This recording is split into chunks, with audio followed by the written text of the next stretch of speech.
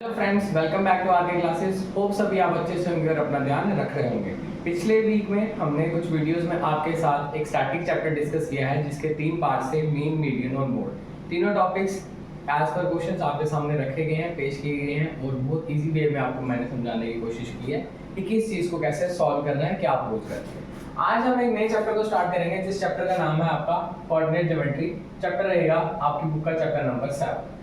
Coordinate geometry chapter में हमारे पास जो करने वाली चीजें हैं वो 3 हैं। सबसे पहले है डिस्टेंस फार्मूला,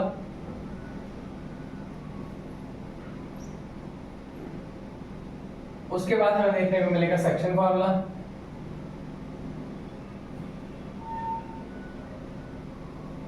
और लास्ट में हमें देखने को मिलेगा एरिया ट्रायंगल।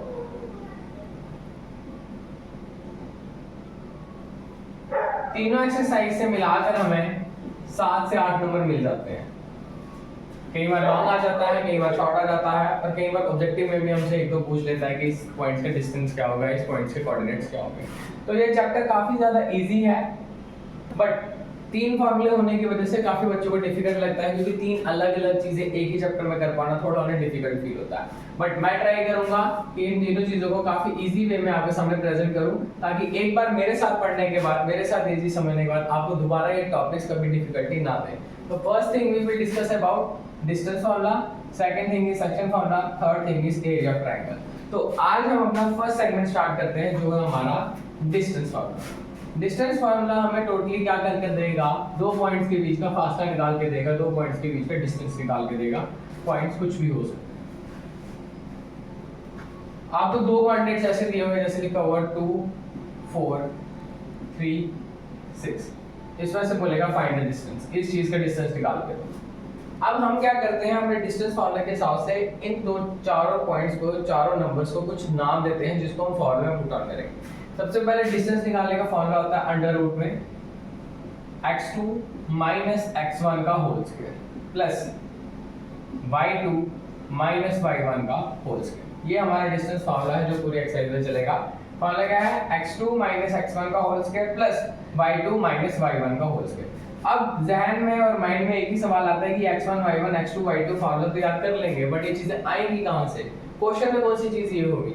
तो जो फर्स्ट पैराग्राफ आपको दिया है जिसमें पहले 2 नंबर है, ये हमारे पास है x1 और y1। जो सेकंड सेगमेंट होती है ये होती है हमारे पास x2 और ये होती है y2। जो फर्स्ट सेगमेंट आती है ये होती है हमारी x1 y1, जो सेकंड सेगमेंट होती है वो हमारी होती है x2 और y2। तो इस क्वेश्चन के अकॉर्डिंग टू क्वेश्चन अगर हम देखें, हमारे पास x1 की वैल्यू क्या है 2, y1 की वैल्यू क्या है हमारे पास 4, x2 की वैल्यू क्या है हमारे पास 3, y2 की वैल्यू क्या है हमारे पास 6। और इसे जब हम इस फार्मूले में पुट करेंगे तो हमारे पास डिस्टेंस निकल जाएगा। कई बार क्या होता है, जो डिस्टेंस निकलेगा उसका रूट होगा, कई बार इसका रूट नहीं होगा तो प्राइम फैक्टर करके उसको बाहर निकाल दिया जाएगा।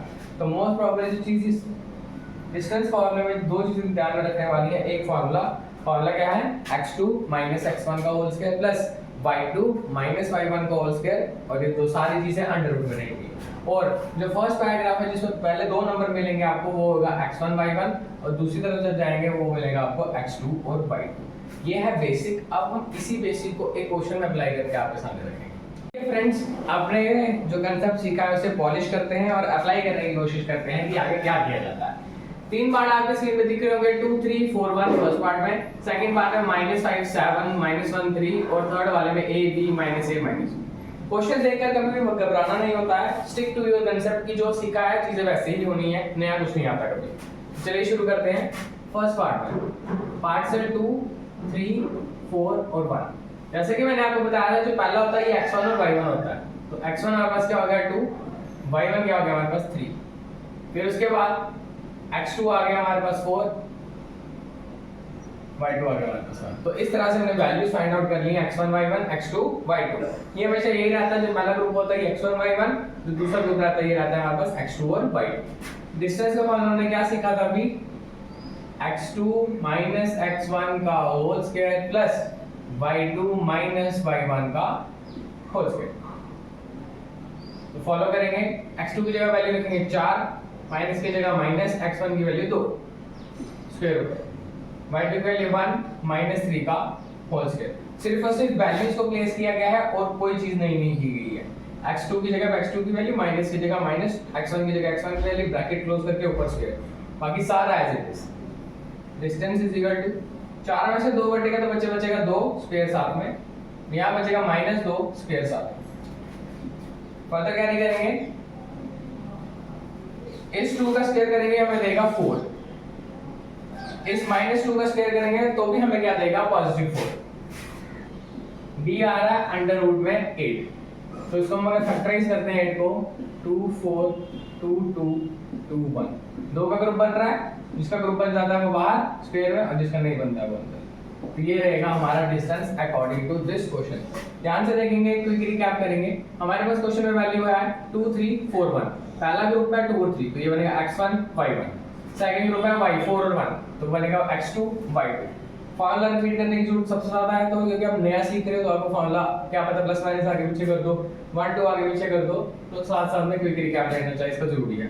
x2 x1 का होल स्क्वायर, y2 y1 का होल स्क्वायर। वैल्यूज को रखना है, प्लस माइनस का ध्यान रखना है, स्क्वायर्स का ध्यान रखना है, उसके बाद आने के बाद आपको फाइनल आंसर मिलेगा। अगर ये नंबर ऐसा है जिसका रूट होता है तो दैट्स गुड, अगर नहीं है तो आपको फैक्टराइज करके उसको बाहर निकालना है। तो ये हमारा जो लास्ट में निकला है डिस्टेंस इन पॉइंट्स का, वो है 2√2। तो ये था आपके सामने पार्ट नंबर 1 आपकी बुक का।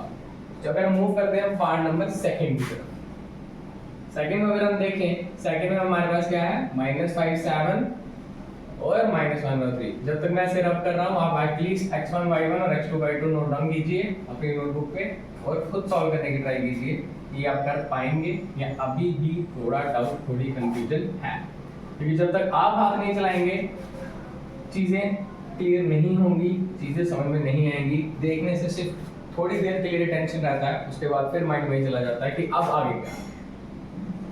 -5 7 -1 और 3, पहला ग्रुप नाम x1 -5, y1 7, x2 -1, y2 3।